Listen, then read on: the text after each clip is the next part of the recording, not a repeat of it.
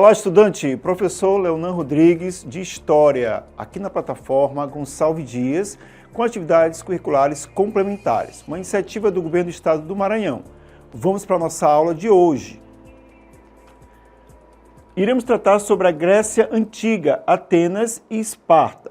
É importante esse conteúdo para nós entendermos como é construída a questão política daquela civilização antiga e que esta civilização chega até os nossos dias, através, claro, dos filósofos, da própria polis, da criação, da política, dos cidadãos que participavam ali dentro daquele cenário antigo, mas que trouxe até nós, até o nosso tempo agora contemporâneo, essas atividades de escolha, de voto. Claro que essa democracia ateniense, ela é diferente do que nós temos hoje, mas ela nasce ali, assim como os historiadores, os filósofos, e com certeza vocês já devem ter ouvido falar sobre a mitologia grega, os mitos, os deuses que relacionam com os homens. Mas vamos para a nossa aula, vamos tratar primeiramente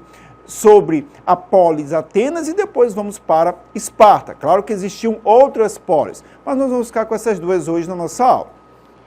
Atenas, fundada pelos jônios, no centro da planície da Ártica, terra pouco fértil, vocação marítimo-comercial, a sociedade, os cidadãos, eupátridas, aristocracia, georgós, camponeses e demiurgos, os artesãos. Então, olha só, a Grécia Antiga e Atenas, que é a polis que nós estamos aqui estudando dessa civilização antiga, ela estava num terreno um pouco fértil. Ela estava em um ambiente que diferenciava daquele mundo antigo, na qual todas as civilizações que nós já estudamos anteriormente, elas possuíam como base da sua economia a agricultura. Aqui na Grécia Antiga e Atenas, nós vamos ter um terreno um pouco fértil, ela está entre planícies ali, bem acidentado o seu território. Então, eles vão ter uma outra vocação econômica, que é a vocação, então, comercial marítimo. Então, eles vão estar, olha, de lugar para lugares, vendendo, comprando uma série, de produtos comercializados naquele momento. Então, diferentemente daquele mundo antigo que nós já estudamos em outras aulas, aqui em Atenas, a vocação comercial marítima é, de fato, o carro-chefe da economia. A agricultura existia? Claro que existia. Os camponeses estão aí na sociedade para não nos deixar mentir. Mas ela, de fato, era muito mais para uma subsistência e alguns produtos que eram, então, exportados. Mas a boa parte eles compravam e revendiam esses outros produtos. Mas é interessante perceber essa distribuição da sociedade. Você tem ali uma aristocracia, você tem alguém que de fato vai comandar politicamente, administrativamente, você vai ter aqueles que vão de fato trabalhar na terra, inclusive você vai ter ainda, claro, a presença de escravos. Escravos nesse tempo antigo, volto a sempre frisar isso, estava muito associado à questão das guerras. Ou seja, você ia vencer o inimigo e trazia como despojo de guerra pessoas, homens, mulheres, mas principalmente homens que eram os escravos. Mas vamos dar uma continuidade à nossa aula. Então, em Atenas, não cidadãos, os metecos, estrangeiros, mulheres, escravos. E a evolução política de Atenas? Monarquia, oligarquia, tirania e democracia. Por que é bom frisar que nós não temos, enquanto cidadãos, mulheres, estrangeiros e escravos? Bom, primeiramente, que lá em Atenas, para ser cidadão, tinha que participar da aristocracia. Tinha que ser bem nascido, como eles falavam naquele momento. Então não era qualquer pessoa que participava das decisões da polis. Não era qualquer um que participava das decisões. Mesmo as mulheres casadas com esses homens, mesmo as mulheres que eram de famílias abastadas desde essa aristocracia, elas não tinham essa garantia de serem cidadãs. Bom, professor, então, olha só, nós temos uma democracia. Então, como é que todo mundo na democracia não é cidadão? Bom, nós estamos falando da democracia ateniense. A nossa democracia hoje, ela pressupõe, dentro de uma Carta Magna, dentro da Constituição Federal, que todos são cidadãos brasileiros. E que aqueles que são estrangeiros, que estão residindo no nosso país também. Aqui não. Aqui na Grécia Antiga, em Atenas, o estrangeiro ele não é considerado cidadão. Há uma xenofobia forte dentro dessa Grécia Antiga. Aqui em Atenas, mas também em Esparta, como veremos mais à frente. Certo que estas mulheres, elas não participavam das decisões. E aí, olha só, essa decisão que eu estou falando, que é lá na democracia, ela é o finzinho aí da evolução política de Atenas, porque você passa por outros momentos, inclusive de tirania, né? Cresce com uma monarquia, mas depois vai para uma tirania, né? No sentido de controlar as turbulências sociais que ocorreram nesse período. Mas vamos continuar nossa aula. Rebelião do povo contra o poder dos eupátridas no século VII a.C. Surgem então os legisladores que promoveram reformas sociais entre o século VII e o século VI a.C. Então, olha só, quem eram os eupátridas? Os eupátridas eram aquela classe que eu falei de aristocratas, que toda forma e toda sorte, eles faziam o quê, gente? Eles iam até os camponeses, os escravos, e eles acabavam por ter aquele trabalho deles, o fruto daquele trabalho, em suas mãos. Então, eles exploravam estes. E aí eles começaram, então, uma rebelião. E essa rebelião começou, claro, a ruir as bases da sociedade. E quando essas bases começavam, então, a ruir, era necessário um poder forte. Aí você tem, então, a tirania, que é exatamente para, junto com esses legisladores, você abafar qualquer possibilidade de insurreição ou até mesmo de revoltas, como já haviam acontecendo naquele momento. Então, a ideia era de manter todos ali naquele status quo, ou seja, numa ordem estabelecida na sociedade em Atenas. Então, olha só, você explorava aquela mão de obra, você explorava os camponeses, explorava os escravos, mas no momento os escravos não. Eles não tinham como falar, porque eles eram escravos. Eles não tinham ainda um poder, né, político, principalmente porque não eram cidadãos. Mas aqueles que eram os camponeses, que em tese eram livres, eles podiam começar a insurgir-se contra, assim, essa classe, vamos dizer assim, que estava ali como elite dentro de Atenas. Então eles começavam, né, querendo ou não, a empurrar. E aí foi necessário, então, uma mão forte. Observem que todo o processo dessas insurreições que vão acontecendo, seja nessa sociedade, nessa civilização ou em outras, geralmente você tem um poder forte, a força, né, forte, a partir da lei, mas também de um exército, da força, do braço, né, desse Estado, para que possa conter essas revoltas e manter esse status quo. Mas vamos para frente da nossa aula. Então você tem, enquanto legisladores, Drácon e Solon, né? Pisistrato, Hipias e Parco também, que vão ser os tiranos. E aí você chega em Clístenes, que transforma a eclésia, a assembleia, em força suprema da vida política ateniense. E todos os cidadãos podiam participar da assembleia. Então, olha só, a gente cita alguns nomes destes que foram tiranos, destes que estavam enquanto legisladores, até chegar em Clístenes, que vai dizer exatamente o seguinte: olha, vamos ter que ter uma assembleia. Essa assembleia, todos os cidadãos vão participar.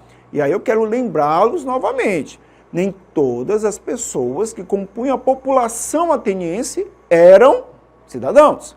Mulheres, estrangeiros e escravos não faziam parte das decisões. Então essa assembleia era de fato um espaço em que todos os cidadãos poderiam ter voz e voto. Era de fato uma assembleia, como nós conhecemos hoje, né, numa associação, num grupo de mães, né, em qualquer organização social que nós temos hoje. Então era um lugar em que as pessoas votavam, discutiam as questões da sociedade ateniense, os problemas, e tudo isso era então votado, discutido, mas somente os cidadãos. Lembrando que mulheres, embora sejam casadas com esses cidadãos, elas não tinham poder, não, elas não participavam do poder político, nem muito menos administrativo. Elas estavam sempre submetidas ali a estar debaixo da ordem, né, de um homem. Então é bastante patriarcal essa sociedade ateniense. Então, nesse sentido, né, esse outro momento é que vai antecipar ou iniciar um processo que é a democracia grega, que tanto conhecemos enquanto modelo nesse mundo antigo de espaço em que todos pudessem, aí todos entre aspas, porque todos os cidadãos, aqueles de fato que eram considerados cidadãos atenienses. Vamos para a nossa aula.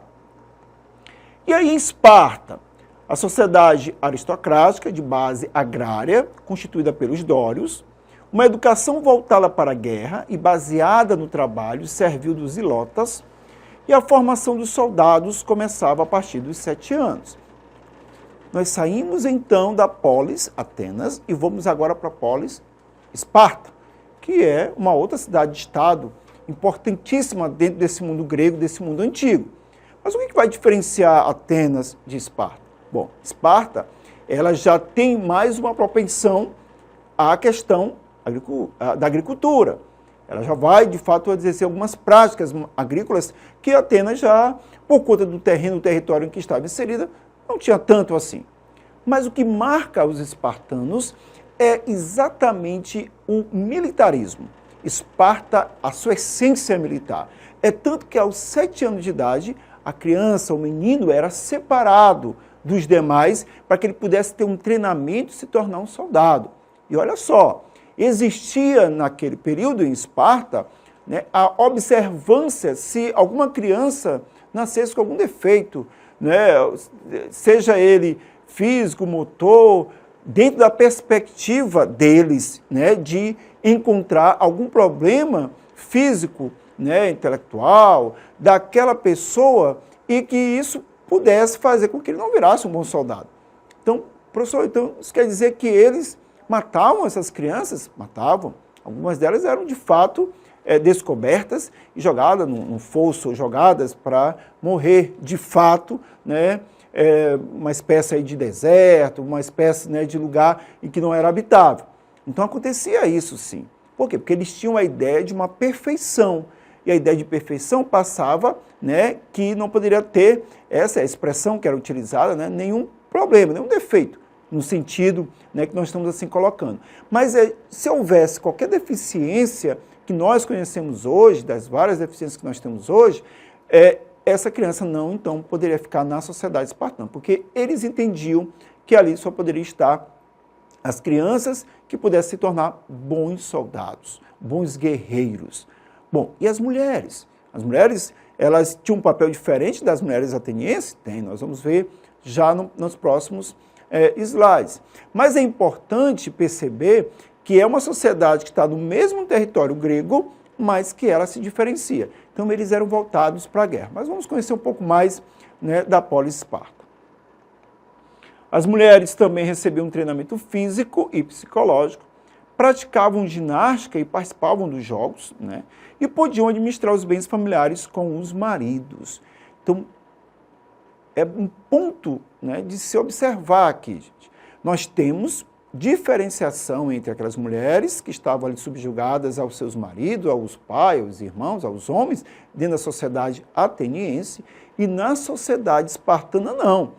Essas mulheres elas já ganham um pouco de protagonismo. Não vou dizer que elas eram emancipadas, mas elas ganham mais protagonismo que as mulheres lá de Atenas. Por quê? Porque elas poderiam praticar atividades físicas, elas participavam de jogos, quando os maridos saíam para a guerra, elas administravam os bens da família. Claro que elas não poderiam ocupar cargos da administração dentro do processo do Estado espartano, mas elas poderiam administrar os bens da família, porque se o marido sai para a guerra, alguém tem que tocar os negócios da família e elas tocavam. Então elas já tem uma diferença aí entre as mulheres atenienses. Então é somente para que a gente possa entender que mesmo num território, num mundo, numa civilização grega, dentro das cidades e estados você tem as diferenças. E essa é uma diferença em Esparta, as mulheres têm um certo protagonismo. Vamos para frente. A estrutura política de Esparta. Então nós temos uma diarquia, 2 reis, com funções religiosas e militares. A Gerúsia, que tinham 28 anciões, e tinham funções legislativas, a Pela, que era a Assembleia dos Esparciatas, que tinham funções eleitorais, e os Éforos, que eram 5 cidadãos que tinham funções fiscalizadoras e executivas. Então, olha só, gente, como é que se constrói de forma da organização administrativa do Estado espartano. Você tem uma diarquia, 2 reis, e as funções dele eram muito bem delineadas, tanto religiosas, mas também militar, presença do militarismo aí.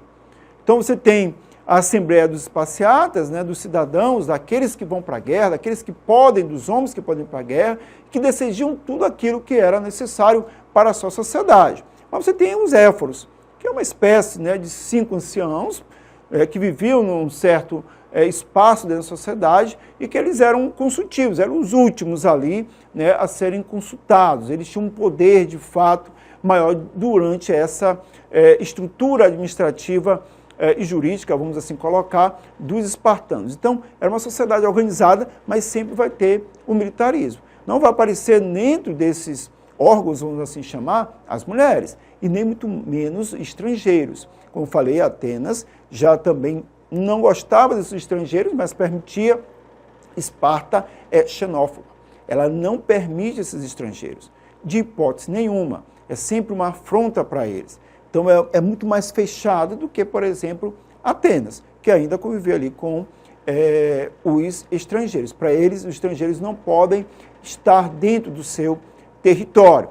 Então, vejam que é uma sociedade mais fechada do que a de Atenas. Mas, mesmo assim, a gente pode dizer que existe, claro, um processo de escolha e discussão dos problemas da cidade-estado chamado Esparta. Não existe uma mesma democracia que nós temos lá em Atenas, mas aqui também você tem, né, as decisões a partir de um colegiado, a partir de uma assembleia. Vamos um pouco mais para frente. E aí a religião grega. Os gregos eram politeístas, os deuses eram imortais e tinham aparência, virtudes e defeitos humanos. A religião era cívica, então cada polis tinha seu deus protetor e promovia festas e rituais para homenageá-lo. Então, a religião grega ela é muito interessante, por quê? Porque ela permite vários deuses e permite também, dentro da mitologia grega, uma relação de deuses, semideuses e humanos. Então, isso é fantástico dentro dessa mitologia, né? Os aspectos, né, de um Deus para cada circunstância da vida, para o amor, para a terra, para o ar, para a água, para o fogo. Todos eles existiam funções específicas. Então, por isso, eles tinham vários deuses e cultuavam esses vários deuses nos seus rituais e, claro, nos momentos principalmente de festa. Vamos ver um pouco mais sobre essa Grécia Antiga. A Era de Ouro de Atenas, você tem um teatro, que é a origem das festas em homenagem ao deus Dionísio. 2 gêneros clássicos desse teatro é a tragédia e a comédia, e a filosofia com Sócrates, Platão e Aristóteles. Então você tem, dentro dessa Era de Ouro, né, você tem a filosofia, você tem um teatro, que estão, de fato, ali se apresentando enquanto, né, momento tanto de festas, mas também momento religioso. A Era de Ouro ainda de Atenas, nós temos Heródoto, que escreveu a história das guerras franco-pérsicas, e Tucídides, né, que escreveu sobre a guerra do Peloponeso.